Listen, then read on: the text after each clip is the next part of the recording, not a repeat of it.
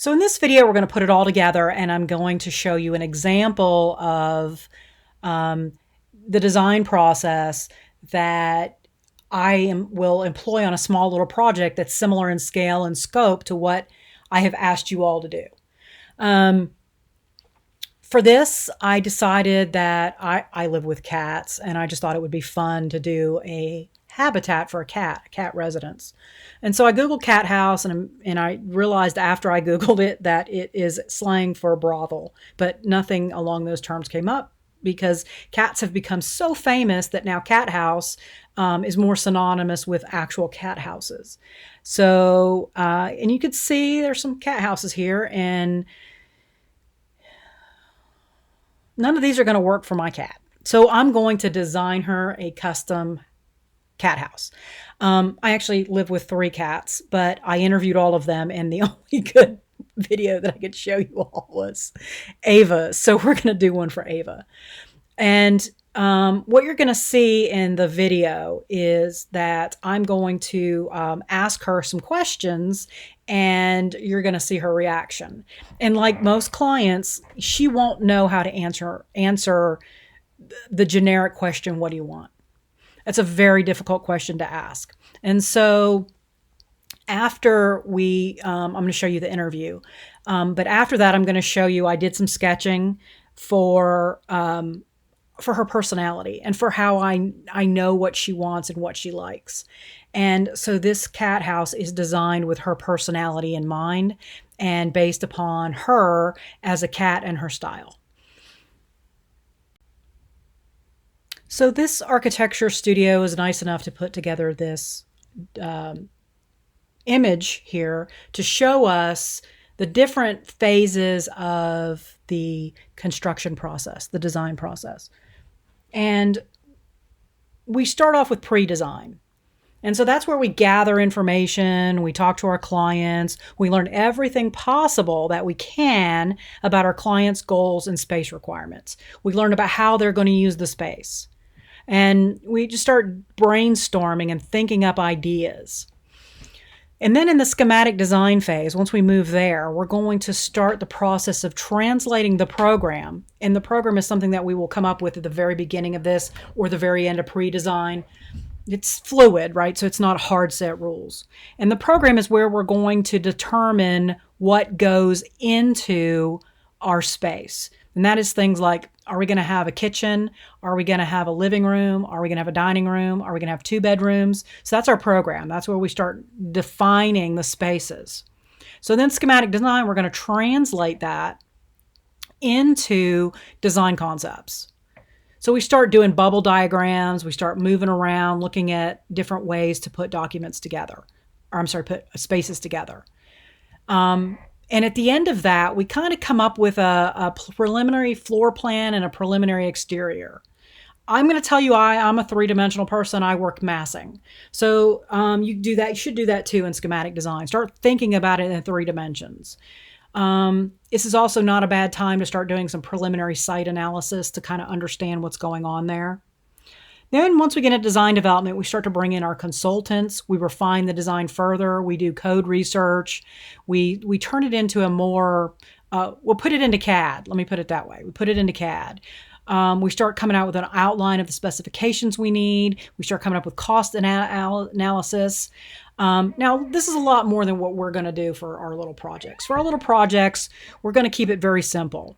We're going to gather information. We're going to come up with a bunch of ideas. We're going to brainstorm. We're going to come up with a program. Then we're going to explore design concepts and get into an idea of the general look and feel. Then we're going to turn that into a model and a floor plan that we can show visually to represent our design. That's where we're going to stop. Okay? We're just doing the first 3 phases here. This is pure focusing on the design, the beginning aspects of it.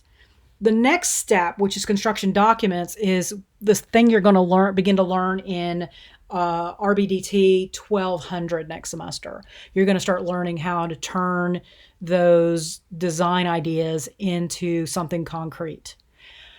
After the construction document phase, we then get into building permitting, bidding, negotiation, and construction administration. We're going to talk about those things as we move through the program. But for now, you're going to do the first three, and that's it. Can you tell me what it is you would like to have in a house? Do you know? Do you know what it is that you would like to have in your house? Toys? Toys? Yes. And food? Food. Oh, we got it. Thank you. You are most helpful. So the next thing I did in the conceptual phase was I just kind of started brainstorming visually. Did some sketches, explored some ideas. I got on the internet and I just did this. This works for me. I just start Googling things. And I then go to images for the most part. Not always. Sometimes I'll read about something, about that topic. And just kind of started thinking about what are my angles here. I thought about, how Ava is like most clients in the fact that they don't know how to communicate with you what they want. And so often the best thing to do is have them tell you stories about who they are or about their lives or about how you run their day. Walk me through how you cook in the kitchen. Tell me what is your normal routine like? And that is when you really begin to get useful factual information from them about how they use the space, what we refer to as an end user. When I was in industry, we wouldn't just always interview the person paying the bill. We would also interview the people who were using the space to find out how they used it. How did they work?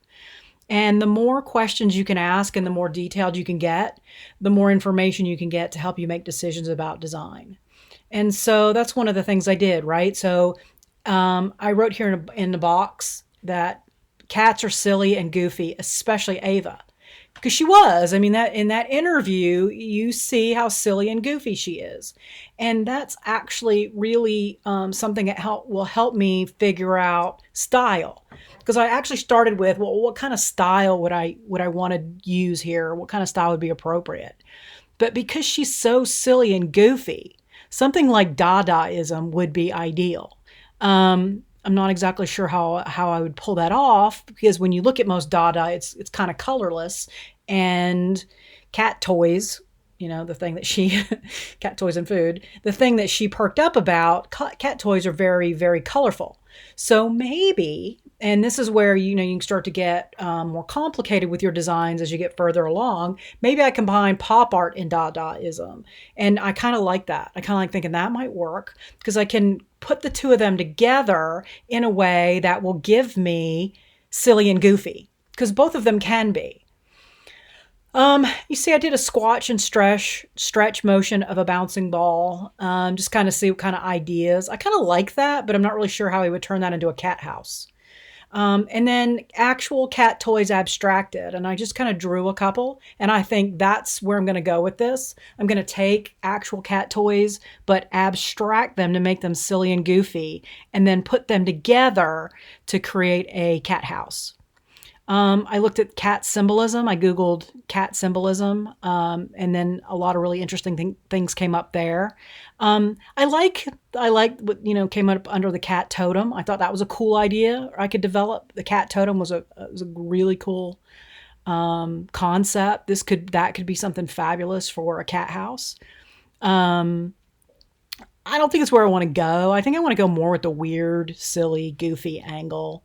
And so I thought about some famous cats just to kind of think about, who fits that. And the Cheshire Cat came to mind. So that might help influence me.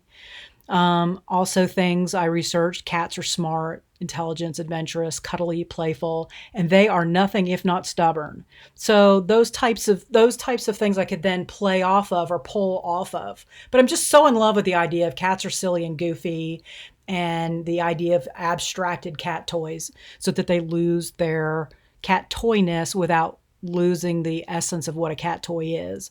That just really sings to me. And I think more than anything, it fits Ava. It fits who she is, her personality and her character. which is something you really want to get a sense of from your clients.